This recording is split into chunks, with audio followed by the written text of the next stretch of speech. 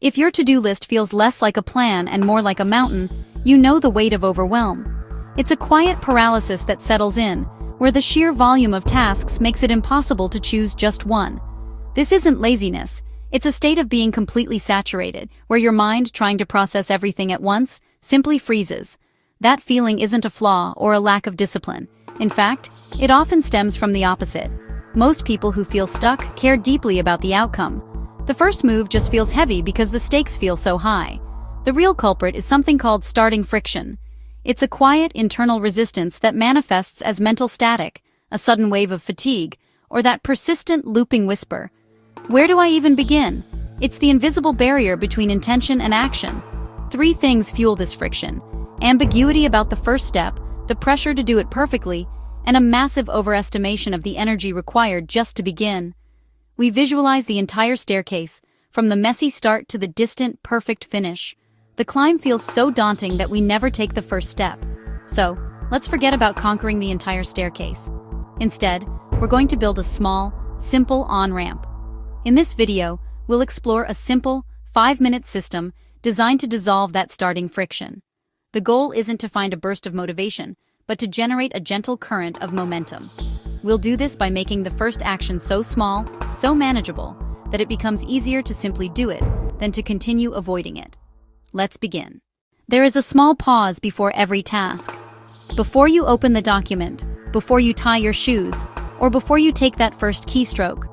It's a quiet, invisible moment of hesitation, but it's profoundly important. That moment is where the real work actually begins, not with the task itself, but with the decision to start. If you feel a sense of heaviness in that pause, know that it isn't a personal flaw or a sign of laziness. It's not you being a procrastinator. It's a biological and psychological signal that your brain perceives the cost of starting as too high in that moment. It's your system trying to conserve energy. This universal experience has a name, and understanding it is the first step to moving through it.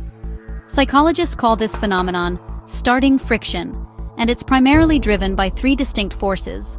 The first force is anticipatory anxiety. Your mind, in an effort to protect you, fast forwards to the most difficult, frustrating, or boring parts of the task. A simple 2-minute email inflates into a 2-hour chain of difficult conversations in your imagination. The perceived effort skyrockets, and so you stall before you ever begin, trapped by a future that hasn't even happened. The second is the cognitive load created by vague tasks. An item on your to-do list, like work on the project, is not an action, it's a universe of possibilities. It forces your brain to try and plot the entire map from start to finish, which is exhausting. True clarity dramatically lowers this load. The goal isn't to map the whole journey, but simply to define the first 60 seconds.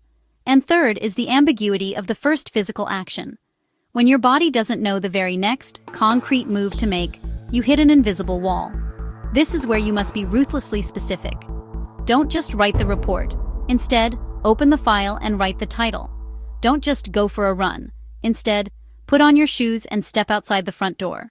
Starting friction is a universal, protective, and energy-saving response. It's part of our design. So we won't try to brute force our way through it. Instead, we will learn to skillfully design around it. We've been taught a damaging idea of productivity. That real progress only happens in long, uninterrupted blocks of time, with perfect focus and perfect conditions. Because of that impossible standard, we wait for the quiet room, the clear schedule, the perfect energy. We wait for motivation and a perfect 2-hour window that rarely arrives. The clock moves. Nothing starts. Systems beat willpower. A system makes starting easy, like an on-ramp onto a highway, not a hill to push up. It pre-decides the next step and limits the time, so beginning is friction light. Stop waiting for perfect. Build the on-ramp. Modern life rarely gives clean blocks of focus. Attention fragments, days interrupt, energy rises and falls. Measured against perfect conditions, starting feels heavier. Overwhelm comes not from workload, but from unrealistic expectations. When a task feels huge, your brain looks for relief, so you scroll, clean, or choose something easier. Not because you don't care, but because starting feels costly. Avoidance isn't the enemy, it's a coping mechanism. That resistance before you begin has a name: starting friction. It spikes when a task feels vague, heavy, or high stakes, so the first step feels huge. That's why motivation alone rarely works. Even high performers struggle to start. Starting friction is human, not a lack of ambition. The problem is not time. The problem is resistance at the starting line. And if that is the problem, then force is not the solution. This is where the 5-minute microburst comes in. A microburst is a 5-minute action that is small enough to bypass resistance, but meaningful enough to create movement. It is not about finishing the task. It is about entering it. 5 minutes is the key. 5 minutes feels safe. It does not demand perfection. It does not threaten your energy. It does not require motivation. Because it feels safe, you are willing to start, and starting is the hardest part. There are 3 rules. First, the action must fit inside 5 minutes. Second, the action must be clearly defined. Third, stopping is allowed. Stopping being allowed is what removes pressure. This turns starting into a low-risk decision. When stopping is allowed, something interesting happens. Resistance drops, focus increases, momentum appears naturally. Most people continue past 5 minutes, but even if you stop, you still succeed. Motivation is unreliable. Momentum is not. Once you are moving, your brain wants to continue. 5 minutes shifts you from resistance into motion.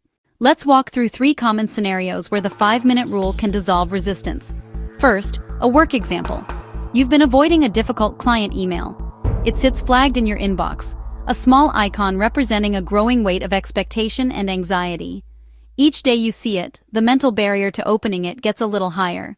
You imagine a complex, multi-part response is required, and the sheer effort feels draining before you've even begun. Your 5-minute action is not to solve the entire problem, but simply to start. Set a timer. Open the email thread. Your only goal is to create a draft. Copy and paste the client's last question into the reply window. Now, write a rough, 2-sentence response that addresses only the immediate next step. Add 1 clarifying question to move the conversation forward. Write without polishing. This is about motion, not perfection. Once you begin, the friction drops almost instantly. You see, the core issue is simpler than you feared. The act of writing clarifies your thoughts. Often, you'll find yourself naturally adding a closing line, giving it a quick proofread, and even hitting send. But if you don't, you still win. The draft exists, the inertia is broken, and tomorrow's task is now just a simple edit, not a daunting blank page. Now, a health example. You've been avoiding exercise. The idea of a full, high-intensity workout feels daunting, especially on a low-energy day. You tell yourself you don't have the time, the right clothes, or the motivation. The all-or-nothing mindset keeps you stuck in nothing, promising you'll start tomorrow when conditions are perfect. Your 5-minute action is to ignore the idea of a workout and focus on simple movement. Set your timer. Put on your shoes. This small ritual signals a shift in intention. Unroll a mat. Your only commitment is this: 1 set of bodyweight squats, 1 set of push-ups against a counter, and a 60-second stretch for your back or hamstrings. Move gently, focusing on the sensation in your body, not the reps. After just a minute, your body begins to warm up. Your heart rate rises slightly. Momentum, a force that seemed impossible moments ago, quietly appears. You often find the initial resistance was the only real obstacle. You might add a second set, a few more stretches, or even decide to go for a short walk. Even if you stop when the timer chimes, you have succeeded. You reinforced the habit, kept a promise to yourself, and built a bridge of confidence for tomorrow. Finally, a personal example from daily life. You've been avoiding that cluttered kitchen counter. It's become a doom pile, a collection of mail, keys, stray items, and dishes that seems to grow on its own. Every time you walk past, it sends a subtle signal of chaos and incompletion, draining a tiny bit of your mental energy. The task feels too big and undefined to tackle. Your 5-minute action is to shrink the battlefield. Set a timer and give yourself permission to ignore the full mess. Your mission is to clear just 1 small zone, perhaps 1 square foot. Start by stacking the mail into a single pile. Next, toss any obvious trash. Wipe down that single newly cleared surface. Finally, load just the dishes that are immediately visible in that zone. Don't open the dishwasher twice. Just do the first, easiest part. Once you begin, you create a pocket of order in the chaos. Small wins appear fast. The visual contrast between the clean space and the clutter is surprisingly motivating. You see that it wasn't as hard as you imagined. Often, you'll naturally continue for another minute or 2, expanding your clean zone. But even if you stop, you've lowered the friction for next time. The counter is no longer a single monstrous task, but a series of small, manageable ones. 5 minutes does not feel powerful in the moment, but 5 minutes done consistently builds trust with yourself, and trust compounds faster than effort. This works because it is a system, not a motivational trick, not a mindset hack. You do not rely on how you feel, you rely on the rule. Over time, something changes. You stop seeing yourself as someone who struggles to begin, and start seeing yourself as someone who moves. That identity shift is everything. Close your eyes for a moment. Name one task you've been avoiding, just one. See where it lives. Inbox, kitchen, calendar. Picture the first place you would be when doing it. Now shrink it to 5 minutes. What is the smallest action that enters the task? Open the file, write a rough first line, lay out the mat, clear 1 square foot, download the form, or set a 2-sentence reply. Choose one simple, obvious step. Set a 5-minute timer in your mind. Mentally rehearse starting. See your hand tap the timer. Watch yourself take the first action. Feel the slight release as motion begins. When the timer ends, you can stop or continue.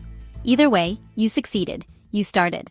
Pick one task today. Set a timer for 5 minutes and start. That is all. This is Under the Surface. See you next time.